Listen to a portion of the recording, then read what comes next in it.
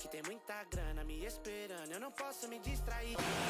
É isso aí, galera, voltando aí com o serviço na HRV, já tentei a substituição do compressor, tá? O veículo tá funcionando com o ar ligado, barulho bem silencioso do motor, tá? O barulho normal da HRV, vou só pra vocês aqui bem, tá gelando bastante, tá? Por ser um compressor novo, também a gente ter feito a limpeza no sistema, ali com 17 graus, tá? Ar ligado, e o barulho que incomodava a nossa cliente, solucionado, beleza? Agora é só montar o para-choque no lugar, tudo bonitinho, poder entregar o veículo pra ela. É isso aí, galera, a HRV agora 100% finalizada, tá?